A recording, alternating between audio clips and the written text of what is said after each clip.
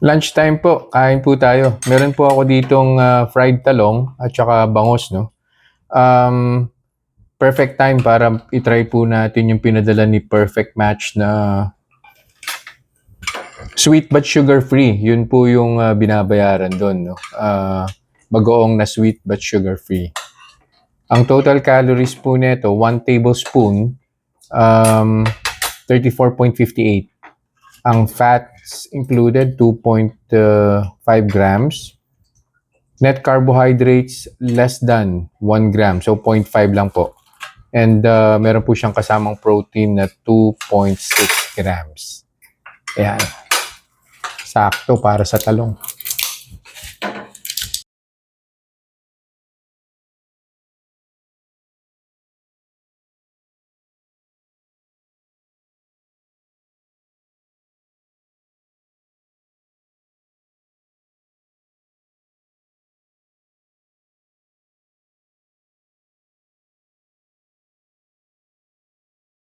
Reminders lang po, huwag pong mag-aanli. Always eat in moderation.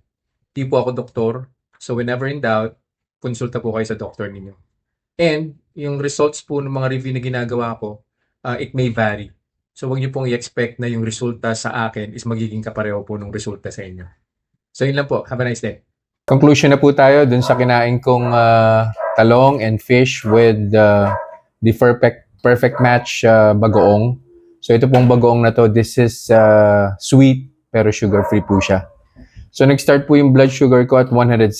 After an hour, umakyat po siya ng bahagya, nag-113 po siya.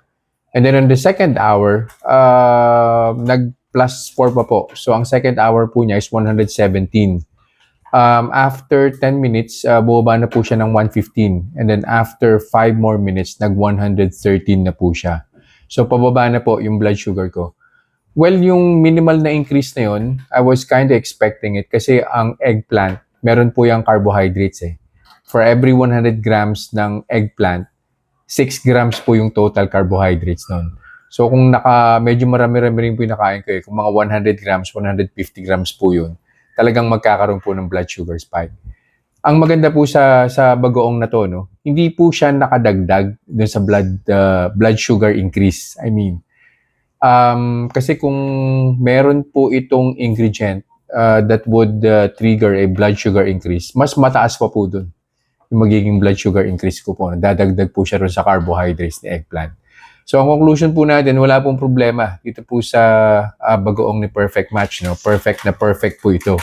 Kung gusto nyo pong kumain ng singkamas, kilaw na mangga, for as long as isang pisngi lang, tama-tama po ito. Yung mga ulam po na okra, kung mag-uulam po kayo ng kangkong, steamed kangkong yan, tama-tama po ito.